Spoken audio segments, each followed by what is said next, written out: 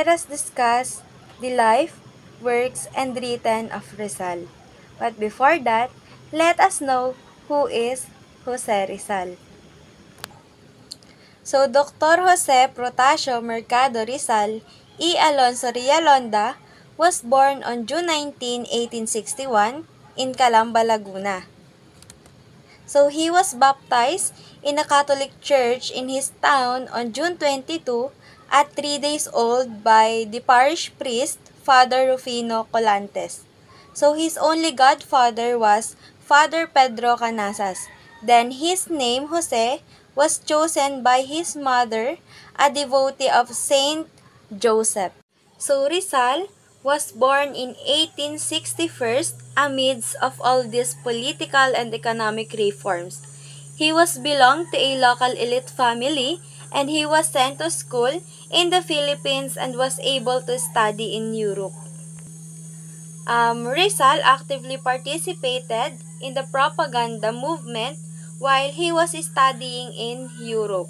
So he was moved back to the Philippines in 1892 and establishing the La Liga Filipina.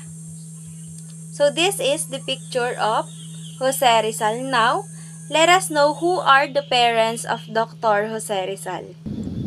So his father is Mr. Francisco Mercado Rizal.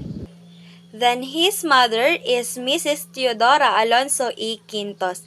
Now, let us know who is Mr. Francisco. Right, so Mr. Francisco Mercado Rizal was born on Biñan, Laguna on May 11, 1818.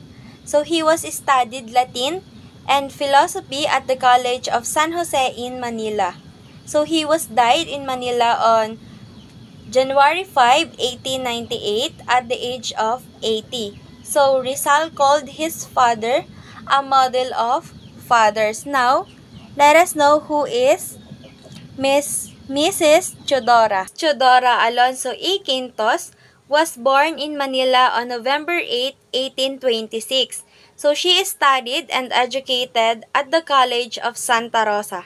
So he was died in Manila on August 16, 1911 at the age of 85. So she was called a remarkable woman. Let's now know the surname of Rizal. So the real surname of the Rizal family was Mercado, which was adopted in 1731 by Domingo Lamco, who was a full-blooded Chinese. So Rizal's family acquired a second surname, which is the Rizal, which was given by a Spanish alcalde mayor of Laguna who was a family friend. Frame of Rizal's family. Now, let us move on to the work of Rizal. So, Rizal's original writings were written in Spanish. So, what we have now are translation of his original works.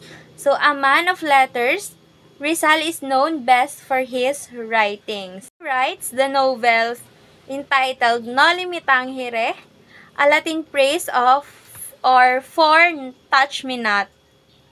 So, it came out in 1887 and published in Berlin, Germany. So, the second one is The Social Cancer in English Translatic. And the next one is El Filibusterismo, a Spanish term of the subversion, came out in 1887 and published in Ghent, Belgium.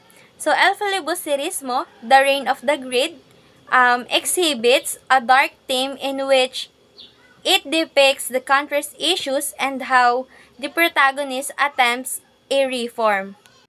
To summary, these are the works and written of Rizal. Thank you for listening.